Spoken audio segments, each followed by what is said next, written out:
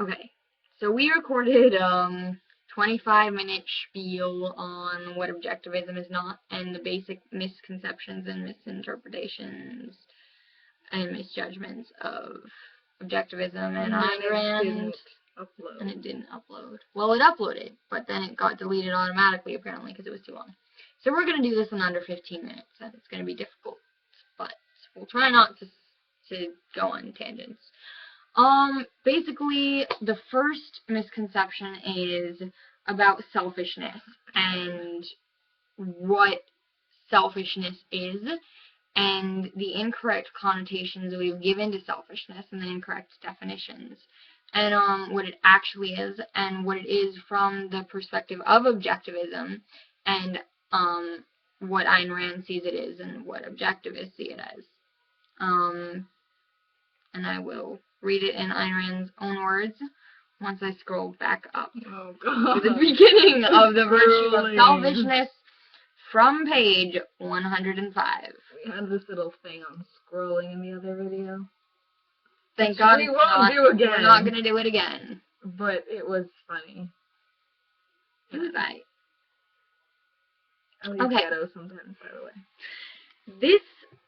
The title of this book may evoke the kind of question that I hear once in a while. Why do you use the word selfishness to denote virtuous qualities of character when that word antagonizes so many people to whom it does not mean the things you mean? Antagonizing.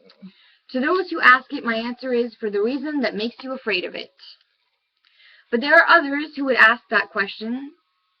ask that question, sensing the moral cowardice it implies, yet who are unable to formulate my actual reason or to identify the profound moral issue involved. It is to them that I will give a more explicit answer.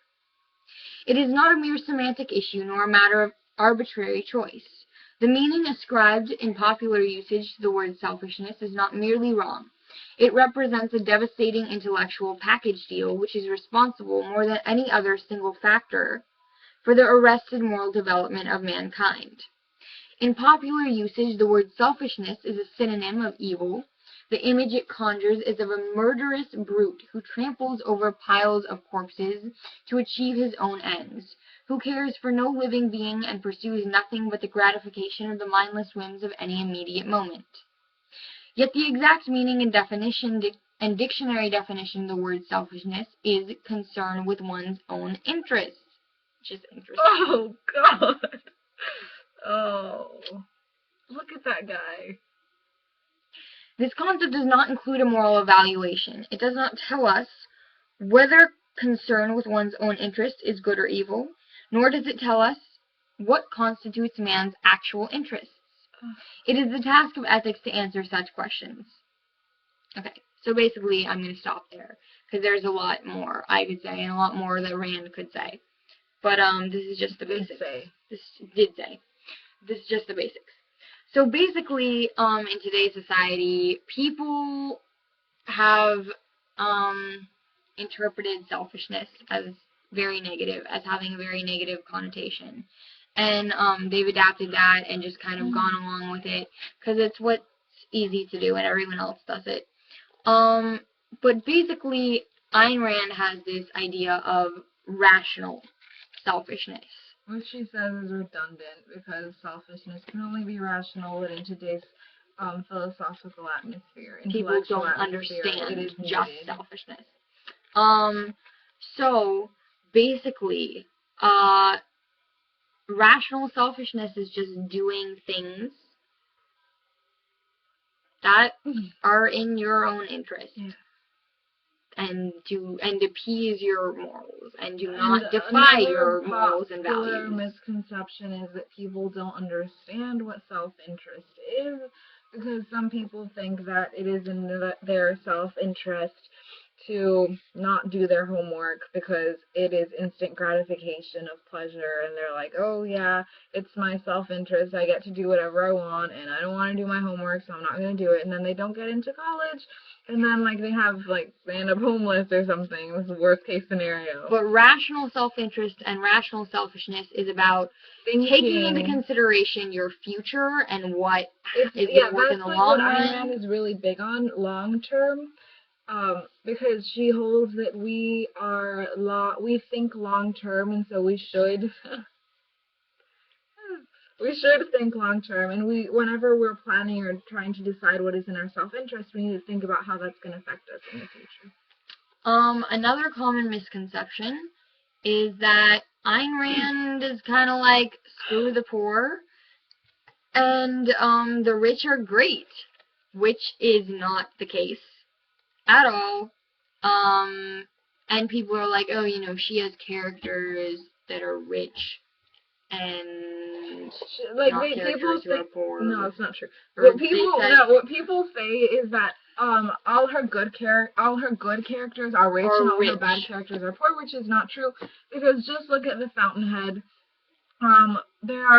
Peter Keating is richer than the main character Howard Rourke, but he ends up really sad and lonely and depressed because he doesn't work in his self-interest his whole life, because he thinks he's working in his self-interest because he gets a good job and he gets like all the credit for all these buildings, but he's not working in his self-interest because he's not actually nourishing his creative self, and it's not even a valid argument. Basically, Ayn Rand just prizes people who have what they earn over people who responsible. Like, what's so hard about understanding objectivism? It's what you were taught in pre-K, like, keep your hands to yourself, and like, you get what you earn, and it's just like, it's the most basic things that like, and that basically that people misinterpret. What are other misinterpretations? Well, no, I would have to do a whole video on that, so I'll talk about it some other time. What? Compassion. Oh. Because I was sitting on the stairs this one day, and I was holding, 7 minutes only. I was holding this, book. This is bold. I was holding Atlas Shrugged. And then there's this, girl that I sit next to, and we talk, and she was like, oh, I really don't like Ayn Rand. And I was like, oh, really? That's interesting. I was like, really? That's interesting. And then she says, yeah, because she is a bitch that doesn't believe in compassion, and that's not true. What my dad said this morning. Because first of all, you have what do you mean by compassion? If by compassion you mean helping people, that's totally fine. Ayn Rand has no problem with you helping her philosophy. Blatant altruism. But altruism is what's wrong, and altruism basically states that you have to help other people at the expense of yourself, and you have to self-sacrifice. Someone has to sacrifice. But Ayn Rand holds that in the interest of rational men do not clash. So that's just completely wrong. And I'm going to do a video about that, but not now, because I'm watching. But basically, that's not what objectivism is, and people completely misjudge it as some evil thing that, like, morals are not attached to. Why are you watching this? Physics, like, how could you think that that's gonna work? Do you, like, not understand the laws of nature? Anyway, but Sue is distracted. So, yeah, objectivism has really, I'm losing my voice because I've talked so much for videos tonight. Objectivism isn't about, like, your morals or the principles that you haven't thought out clearly enough.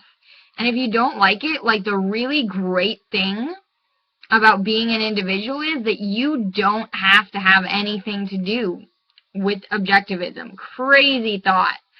But a lot of people just, like, mindlessly criticize it when they don't read it and they don't know what it is, and they're not going to take the time to read it, but they're going to take the time to be like, oh yeah, Ayn Rand is just a heartless bitch. Like, I had an argument. That's what they've heard from others, and they don't care enough to form their own opinions. It's easier to adopt It's others. easier to just adapt to this collectivist groupthink bias that Ayn Rand sucks because that's what everybody says. But, so that's another thing. That's another thing that people do a lot pertaining to pertaining to a lot of things. But also to objectivism, they're just like, you know what? It's easier for me to just think and to not do any more research. So people can form. But you should definitely research objectivism and figure out the misconceptions that you've had and why they're wrong, and figure out what's right and what Ayn Rand actually said. And if you want to know, just read her actual words, what she said. We suggest AynRand.org. Checkyourpremises.org. Did we already say that? We already said that in a video. Oh, I think we said that in the what? Like 4 videos, and some of them haven't uploaded. Gonna upload because of reasons. But and our other rant that was 25 minutes was much better because we actually elaborated and on. And we were like very energetic. I was energetic, and now I am done because it is. But these things, like almost 1 a.m. But this is not what objectivism is. It's not some evil, cruel, heartless. Oh, didn't we say that it's not Nietzsche's egoism? Yeah, that's what I was going to talk about. It is not Nietzschean egoism, which Ayn Rand mentions in The Virtue of Selfishness. She has like this whole thing about how people mistake it for like the social theory and for Nietzschean egoism, which is like, you know, anything that you do in your self-interest is good. Like if you rob a bank and you kill people, which as long as that's that's in your self-interest. Like if you think that's in your self-interest, it's good. But that's totally not what